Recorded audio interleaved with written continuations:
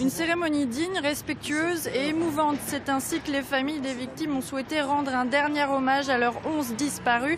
Cette commémoration des 20 ans de la catastrophe du 4 décembre 1999 sera en effet la dernière réalisée collectivement. Un souhait formulé par les familles de victimes qui espèrent avant tout aujourd'hui qu'une catastrophe d'une telle ampleur ne se reproduira plus. Je vous propose d'écouter Sylvie Forest, porte-parole du 145 avenue Eiffel et mère de Fanny Forest, disparue le 4 décembre.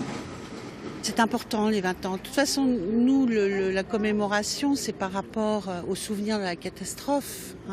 Donc c'est pas les victimes en soi, c'est le souvenir de la catastrophe. Donc c'était important qu'on puisse encore le commémorer et dire que voilà, il y a eu un combat des parents pour que ça ne se reproduise plus. C'est peu après 16 h que la cérémonie a commencé ici autour de la nouvelle stèle du souvenir qui remplace provisoirement la précédente ayant été volée et dégradée. Elle représentait l'envol de 11 colombes pour les 11 victimes.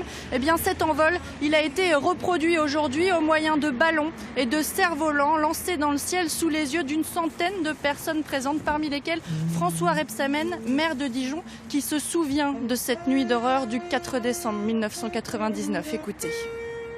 Moi, je n'oublie pas parce que j'ai passé cette nuit dans le froid avec eux, cette nuit de décembre. Et pour vous dire même, nous avons cru qu'il y avait beaucoup plus de victimes parce qu'on fêtait l'anniversaire d'un jeune.